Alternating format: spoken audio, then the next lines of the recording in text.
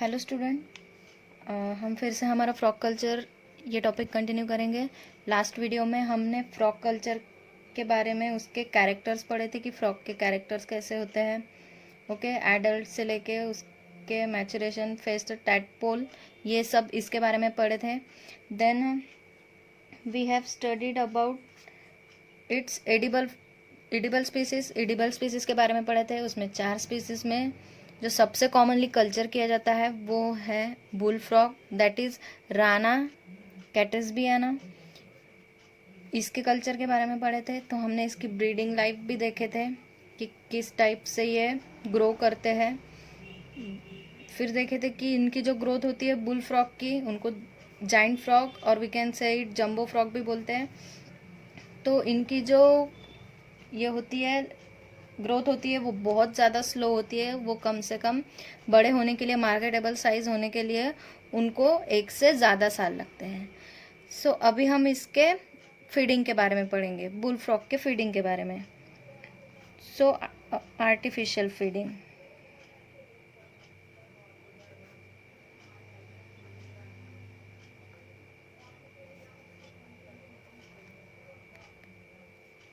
तो artificial feeding इसलिए की जाती है क्योंकि बुल फ्रॉग जो होता है उसका साइज बहुत ज़्यादा बड़ा होता है। साइज बड़ा होने के वजह से उसकी जो फीडिंग कैपेसिटी है वो भी ज़्यादा है। तो इसीलिए उसके नेचुरल के साथ साथ उसे अगर हम बहुत ज़्यादा एक साथ में अगर बहुत ज़्यादा कल्चर कर रहे हैं तो उसके लिए उन्हें आर्टिफिशियल फीडिंग भी करना पड़ेगा। अगर हम आउटडोर कल्चर कर रहे हैं तो कैसा उनको नेचुरली फूड मिल जाएगा, ठीक है, आउटडोर कल्चर कर रहे हैं इसलिए। लेकिन अगर हम इंडोर कल्चर कर रहे हैं, that is the intensive commercial culture, अगर हम ये कल्चर कर रहे हैं तो हमें आर्टिफिशियल फूड उनको प्रोवाइड करना ही पड़ेगा। अगर हम ऐसा फूड, आर्टिफिशियल फूड उनको अगर नहीं प्रोवाइड करेंगे तो क्या होगा, एक तो खाना नहीं मिलने के वजह से उनमें डिसीजेस पैदा होंगी, और दूसरा कैनाबलिज्म में क्या होता है कि वो खुद के स्पीसीज को खाना शुरू कर देंगे। अगर उनको बाहर से खाना नहीं मिला तो जो बड़े फ्रॉग रहेंगे, बड़े बुल फ्रॉग रहेंगे, तो वो खुद के ही टैडपोल को खा लेंगे। तो ऐसा देखने के लिए मिलता है। इसके वजह से आर्टिफिशियल फीडिंग ये बहुत ज़रूरी है। So artificial feeding is a critical process in the culture of frog. Okay, it is a critical process. Then the poorly feeded frog are susceptible to the diseases and frequently restored to the catabolism. अगर हम frog को poorly feed करते हैं, अगर ज़्यादा उनको ज़्यादा खाना अगर प्रोवाइड नहीं करते हैं तो क्या होगा कि उनमें डिसीजेस एंड कैनाबलिज्म, ये 2 चीज़ें देखने को मिलेंगी। Cannibalism means that eat younger bull frog and tadpole. Okay, वो खुद के स्पीसीज को खाना चालू कर देंगी। Then next is a frog and the tadpoles that are outdoor, they get the natural food. Okay, the frog that is culture outside, okay, they will automatically get the natural food.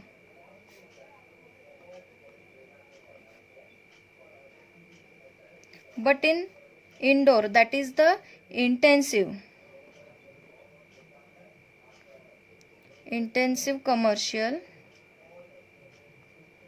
method और culture, अगर हमें बहुत ज़्यादा culture करना है, एक ही बार में बहुत ज़्यादा फ्रॉग अगर हम कल्चर करें तो उसके लिए सप्लीमेंट्री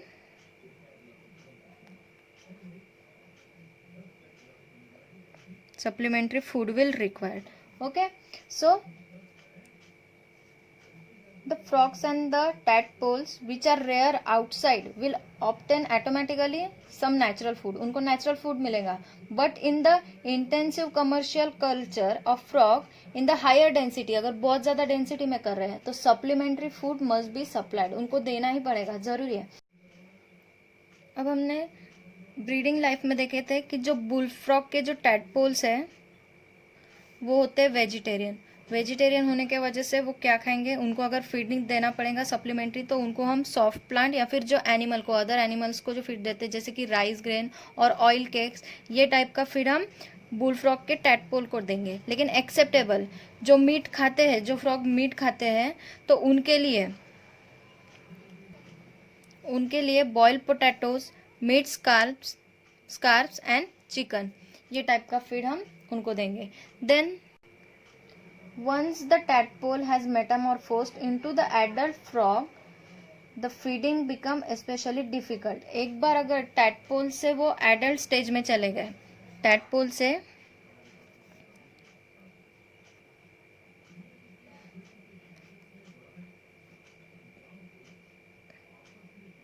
से कन्वर्ट हो गए एडल्ट में, सो उनकी फीडिंग हैबिट भी वो भी बहुत डिफ़िकल्ट हो जाएंगी, क्योंकि जब छोटे थे तो कम खाते थे, अभी बड़े हो गए तो बहुत ज़्यादा फीड करेंगे, उसके लिए एक्सपेंसेस भी ज़्यादा लगेगा। So their feeding become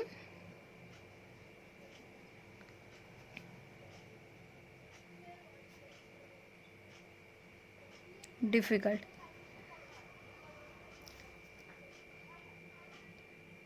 then the adult frog, जो एडल्ट फ्रॉग होते हैं वो क्या करते हैं, वो सिर्फ मूविंग एनिमल्स पे ही फीड करते हैं, जैसे कि स्मॉल इंसेक्ट। ओके, अगर उनके सामने अगर हम कोई डेड मटेरियल रख देंगे या फिर नॉन मूविंग मटेरियल हमने उनके सामने रखा, तो वो उसे कंज्यूम ही नहीं करेंगे, खाएंगे ही नहीं। तो उसके वजह से क्या हुआ, जापानीज रिसर्चर ने रिसर्च किया कि मतलब ये मूविंग ऑब्जेक्ट कोई खा रहे हैं, जो चीज़ें मूव नहीं कर रही है या फिर जो फीड हम उनको दे रहे हैं वो मूव नहीं कर रहा है, तो वो खा ही नहीं रहे हैं।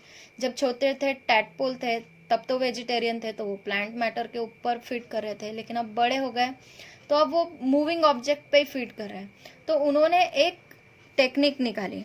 तो उन्होंने क्या किया कि जो सिल्क वॉर्म के प्यूपेज होते हैं, ओके, जो मरे हुए होते हैं, तो उनको उन्होंने क्या किया, एक मोटराइज ट्रे में रखा जो मूव करता है, ठीक है, जो मूव करता है, बैक एंड फोर्थ रोल करता है, ओके, ऐसे ट्रे में उनको रखा। तो इससे क्या हुआ कि जो लार्वे रखे थे, जो प्यूपे रखे थे उसमें, वो ऐसे वाइब्रेशन के वजह से मूव करने लग गए। तो फ्रॉग को क्या लगा कि ये कोई मूविंग ऑब्जेक्ट है, लाइव ऑब्जेक्ट है, तो उन्होंने खाना चालू कर दिया। तो ये टेक्निक उन्होंने निकाली फ्रॉग को फीड करने के लिए। तो ऐसा क्यों कि हर टाइम अभी लाइव ऑब्जेक्ट मिलना या फिर लाइव फीड मिलना ज़रूरी नहीं है, अगर कोई टाइम नहीं मिलेगा तो क्या करेंगे, इसके वजह से उन्होंने ये टेक्निक डेवलप की। सो क्या होता है कि एडल्ट फ्रॉग जो है वो फीड करता है ओनली इन मूविंग एनिमल,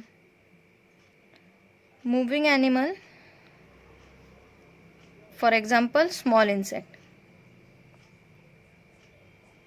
और वो क्या रिफ्यूज करते हैं, रिफ्यूज ऑन डेड और नॉन मूविंग फूड। ओके, जो डेड रहेगा, डेड एनिमल का फीड या फिर नॉन मूविंग फूड रहेगा, उस पर वो बिल्कुल फीड ही नहीं करेंगे। तो जापानीज रिसर्चर ने क्या किया है,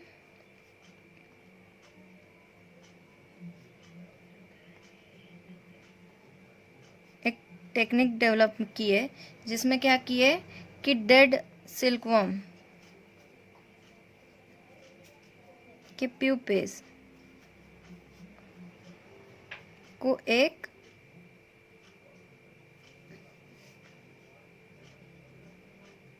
मोटराइज ट्रे में रखा जो क्या करता है, मूव करता है, यानी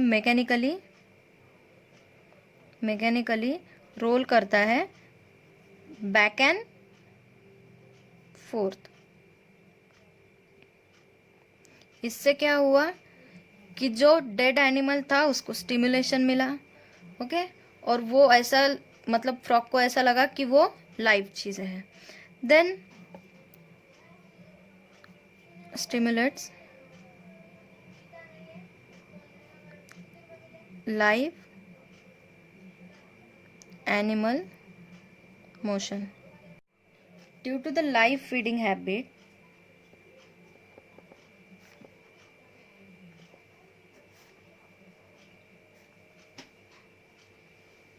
दिस टेक्निक इज, मतलब ये फीडिंग करना बहुत ज़्यादा एक्सपेंसिव होता है।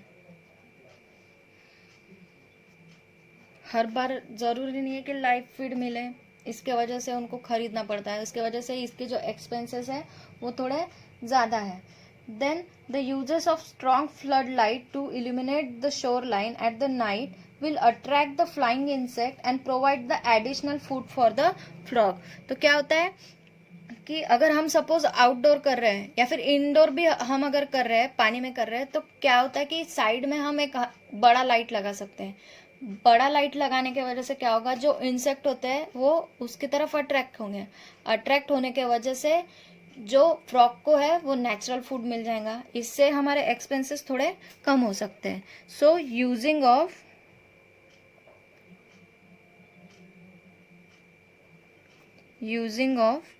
strong flood light in shoreline at the night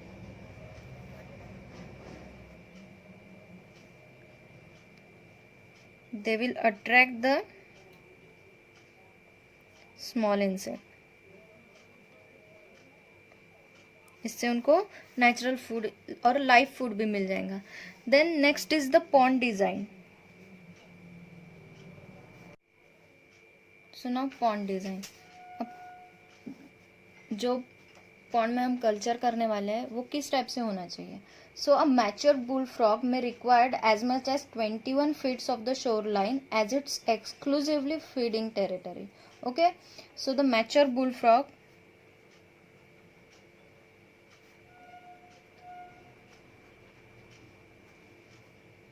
they need the 21 feet of shoreline।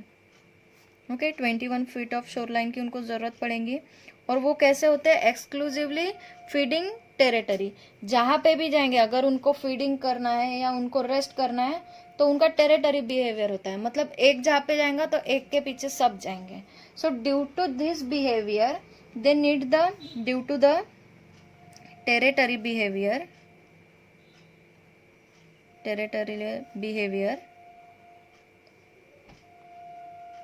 they can coexist in the small area, coexist in small area।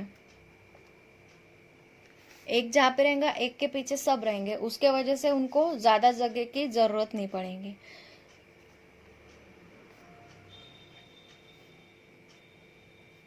Then they need the shallow shore line. Okay, उनको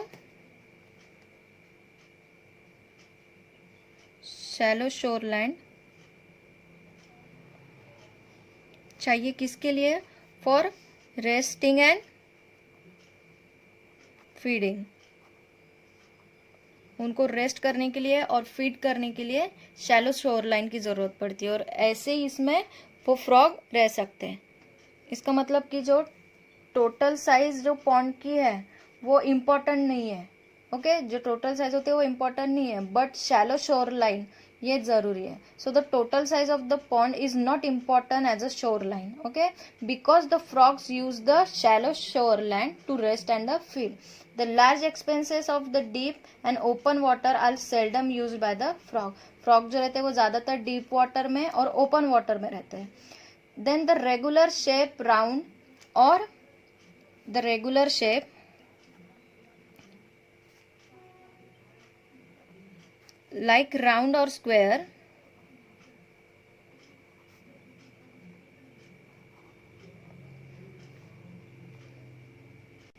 इनकी जो shore line होती है वो less होती है।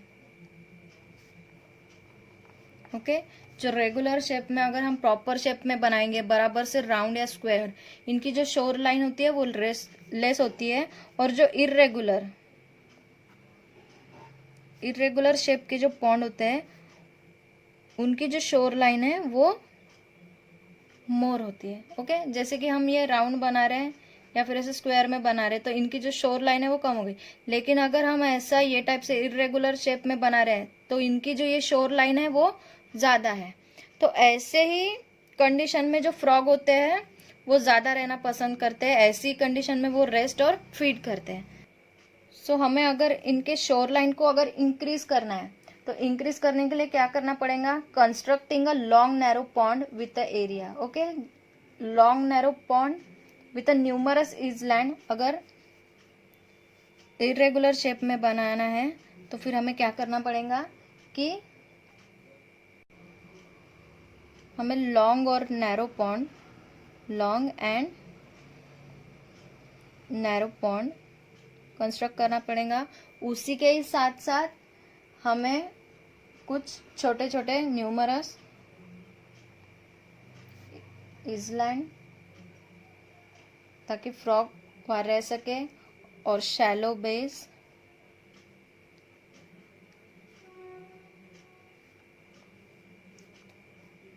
ये सब उनके लिए डेवलप करना पड़ेगा, which will increase the carrying capacity of the frog in the given area. Okay, then next is about their protection. Okay, protection के लिए, अब प्रोटेक्शन के लिए क्या करेंगे कि जैसे कि बर्ड्स वगैरह या फिर अदर प्रेडेटर्स उन पे अटैक कर सकते हैं अगर हम आउटडोर कर रहे हैं, तो उसके वजह से हमें फेंसिंग करना ज़रूरी है. ओके, फ्रॉग को प्रोटेक्ट करने के लिए. So the pond should be deeper. Pond should B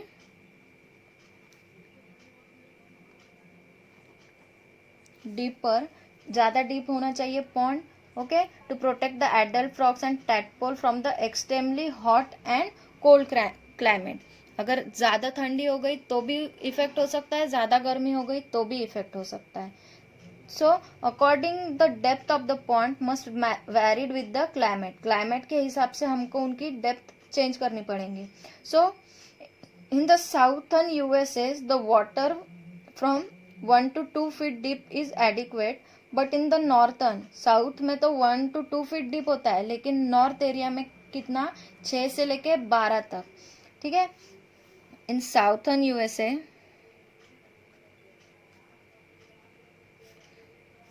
pond की जो डेप्थ रहेंगी वो 1 से 2 फीट की रहेंगी. ओके, बट इन नॉर्थर्न 6 से लेके 12 तक, due to the temperature variation के वजह से इतनी उनकी डेप्थ रहेंगी. So may required the assure the outer winter survival of the frog और hibernation in the bottom mud. Okay, जितने फीट डीप रहेगा उतना फ्रॉग के लिए, हाइबरनेशन के लिए उतना अच्छा रहेगा. सो the most of the pond should B shallow because the frog normally rest and feed in the shallow water. Okay, so shallow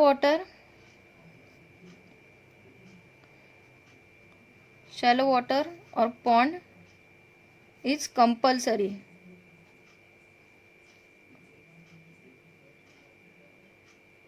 okay, क्योंकि यही शैलो वाटर में ही वो ब्रीड करते हैं, वही फीड, वही रेस्ट करते हैं, उसके वजह से शैलो वाटर ये कंपल्सरी है. Then the predator fishes. Okay, the predator fishes, snake और snapping turtle, cats, fox and water birds that feed on the adult frog and tadpole should be fenced out. Okay, उनको protect करने के लिए हमें fence develop करनी पड़ेंगी. ठीक है, उनको प्रेडेटर से प्रोटेक्ट करने के लिए फेंस लगानी पड़ेंगी. So the vertical fence, topped wing fenced or one line outward and inward fence will exclude the predator and keep frog in. Bird are the especially difficult to exclude, but in the small pond a wire net stretch above the shallow shoreline area may offer some protection. Okay, तो क्या करना पड़ेगा कि जैसे fencing जो है तो vertical fencing. Okay, vertical fencing, then topped with wing and outward and inward.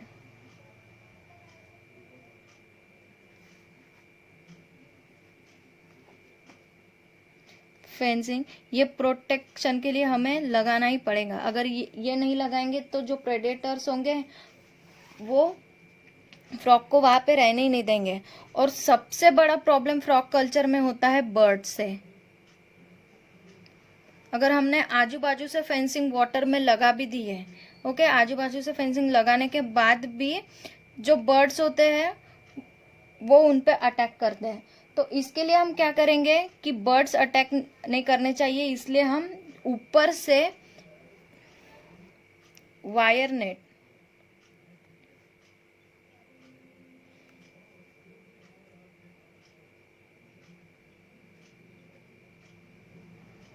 ठीक है, वायर नेट हम ऊपर से पॉन्ड के ऊपर से लगा देंगे ताकि बर्ड भी उन पे अटैक नहीं कर सके। But some loss due to the predator animal should be accepted. Okay, अभी कल्चर कर रहे हैं तो थोड़ा बहुत तो देखना ही पड़ेगा, थोड़ा बहुत तो लॉस देखना ही पड़ सकता है। Then next is water quality and quantity. सब वाटर की क्वालिटी और क्वांटिटी किस टाइप से होनी चाहिए वो। An abundant supply of high quantity of water must be readily available to the frog throughout the growing season. अब उनके पूरे ग्रोइंग सीजन में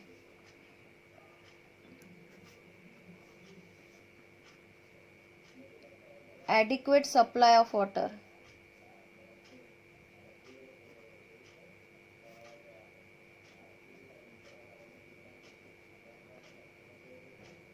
उनके पूरे थ्रू आउट लाइफ में जब तक वो फुल्ली ग्रो नहीं होते हैं तब तक जितना हो सके उतना ज़्यादा पानी उनको सप्लाई करना पड़ेगा।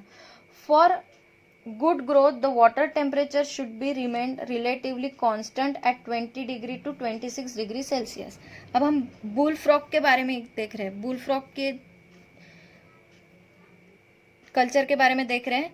तो उसमें वाटर टेम्परेचर अगर ज़्यादा हमें गुड ग्रोथ चाहिए तो वाटर टेम्परेचर वो 20 डिग्री सेल्सियस से लेके 26 डिग्री सेल्सियस इतना होना ही चाहिए। The pH of water should be acidic, pH of water should be acidic.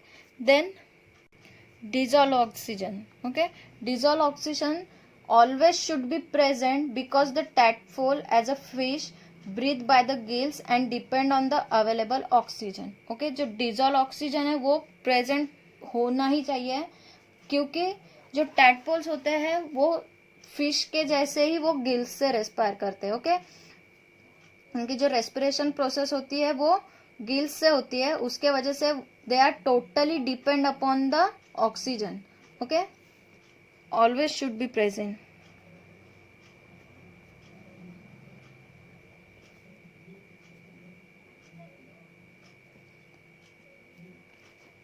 Then the pesticides and the other dangerous chemical often are toxic to the frog and even non-lethal concentration could restrict the sale of the frog legs for the human consumption।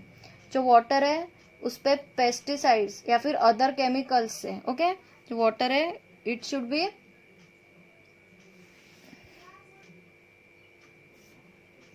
free of the pesticides and dangerous chemical। water should be free of pesticide and dangerous chemical। then अब हम पानी में तो pesticides और chemical से तो डालेंगे नहीं, ठीक है, तो वो आएगा कैसे। तो हो सकता है अगर हम पूरा ये वाटर में कर रहे हैं, अगर सपोज हमने एक आधी एरिया सिलेक्ट किया, okay, the pesticide can be distributed widely by the wind and the water current. Okay, it can be distributed by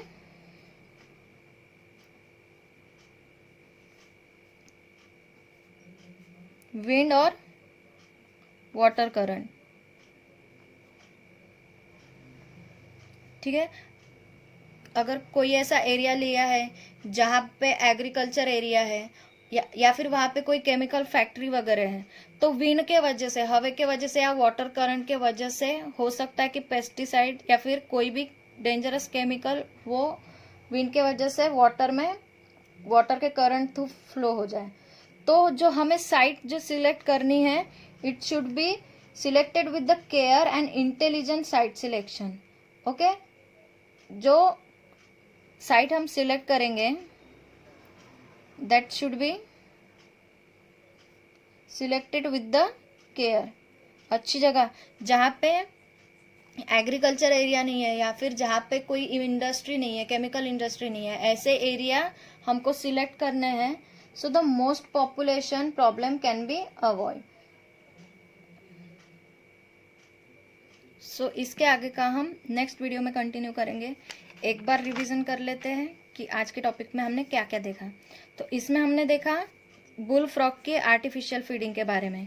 ठीक है, बुल फ्रॉग के आर्टिफिशियल फीडिंग ये बहुत ज़्यादा क्रिटिकल प्रोसेस है। अब क्यों क्रिटिकल है? Because due to its size, उसका साइज बड़ा होने के वजह से उनका जो फीडिंग है वो थोड़ा एक्सपेंसिव होता है। ठीक है, अगर हम पुअरली फीड करेंगे तो उनमें डिसीजेस कॉज हो सकती है और कैनाबलिज्म ये कॉज हो सकता है। तो जो उनका फीड है वो उनको बराबर प्रॉपरली देना पड़ेगा। अगर हम आउटडोर कर रहे हैं कल्चर तो उनको नेचुरल फूड मिल जाएगा, लेकिन अगर हम इंटेंसिव कमर्शियल कल्चर कर रहे हैं, अगर हम छोटी सी जगह में हमें अगर बहुत सारे फ्रॉग ग्रो करने हैं तो उसके लिए हमें सप्लीमेंट्री फूड उनको देना ही पड़ेगा। सो कैसे सप्लीमेंट्री फूड देंगे? जो बुल फ्रॉग के जो टैडपोल्स होते हैं दे आर टोटली वेजिटेरियन होने के वजह से उनको सॉफ्ट प्लांट और एनिमल फीड देंगे। और जो बड़े बुल फ्रॉग रहेंगे उनको बॉइल्ड पोटैटो, मीट, स्क्रैप और चिकन ये टाइप का फीड देंगे। अब जब टैडपोल थे तब तक तो ठीक थे, लेकिन मेटामॉर्फोसिस हो गया, उसके बाद वो एडल्ट में कन्वर्ट हो गए तो उनकी फीडिंग भी बहुत ज़्यादा डिफिकल्ट हो गई, क्योंकि पहले थोड़ा कम खाते थे और अभी थोड़ा ज़्यादा खाते हैं। इसके वजह से जो एक्सपेंसेस है तो ये कल्चर में थोड़े ज़्यादा लगते हैं। देन एक प्रॉब्लम ये भी है कि जो फ्रॉग है वो सिर्फ मूविंग एनिमल पे ही फीड करते हैं। जो एनिमल मूविंग रहेगा उस पर फीड करेंगे, जो डेड और नॉन मूविंग फूड रहेगा उसके ऊपर वो फीड नहीं करेंगे। तो उसके वजह से जापानीज रिसर्चर ने एक टेक्निक निकाली। तो टेक्निक में उन्होंने क्या किया कि एक मोटराइज्ड ट्रे लिया। ओके, जो ट्रे मूव करता है, मैकेनिकली रोल करता है बैक एंड फोर्थ, आगे पीछे। ऐसे इसमें उन्होंने क्या किया, जो मरे हुए सिल्क वर्म के प्यूपे थे वो रखे। वो रखने के बाद क्या हुआ कि वो वाइब्रेट होना स्टार्ट हो गया। वाइब्रेट होने की वजह से फ्रॉग को क्या लगा कि वो कोई मूविंग ऑब्जेक्ट है। मूविंग ऑब्जेक्ट होने की वजह से उन्होंने फीड करना चालू कर दिया। तो ये प्रोसेस के वजह से बहुत ज़्यादा हेल्प हो गई। उसी के साथ साथ वो क्या करते हैं, मिनाव क्रेफिश, इंसेक्ट एंड मोबाइलाइज प्लेटफॉर्म ये टाइप से उनको फीडिंग दी जाती है। देन पॉन्ड की जो डिज़ाइन है वो कैसी होनी चाहिए? सो मैच्योर्ड बुल फ्रॉग को कम से कम 21 फीट की शोर लाइन ज़रूरी है। ठीक है, और वो ज़्यादातर शैलो वाटर में ही रहना पसंद करते हैं, वहाँ ही रेस्ट करते हैं, वही फीड करते हैं। और उनका जो बिहेवियर है वो टेरिटोरियल है, उसके वजह से उनको कम जगह लगती है। So due to the territorial behaviour they can coexist in the small area में रह सकते हैं। देन अगर हम रेगुलर शेप जैसे कि राउंड या फिर स्क्वायर शेप में बनाएंगे तो उनकी जो शोर लाइन रहेंगी वो कम रहेंगी।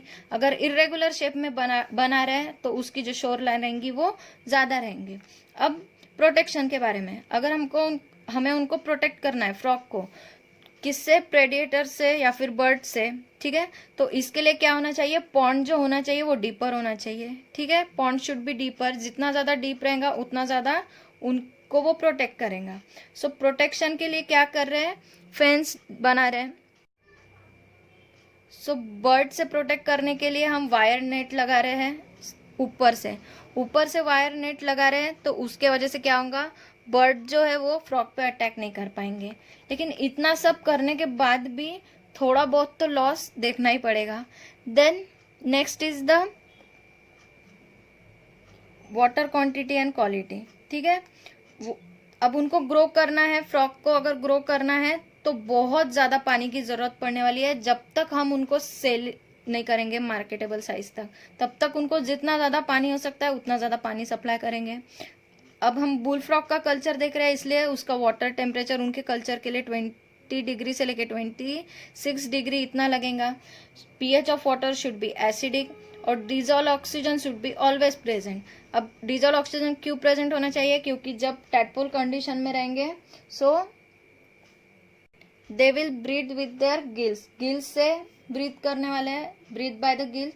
इसके वजह से वो टोटली डिपेंड रहेंगे ऑक्सीजन पे, उसके वजह से dissolve oxygen should be always present and water should B free from the pesticides and dangerous chemical.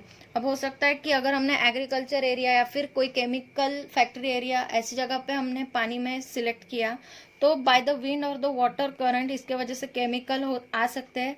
उसके वजह से ऐसा एरिया सिलेक्ट करना पड़ेगा जहाँ पे एग्रीकल्चर एरिया या फिर कोई फैक्ट्री एरिया जहाँ पे नहीं हो। और फिर उसके लिए क्या करना पड़ेगा, साइट जो हम लोग सिलेक्ट करने वाले हैं वो एकदम केयर से सिलेक्ट करने पड़ेंगे। So thank you.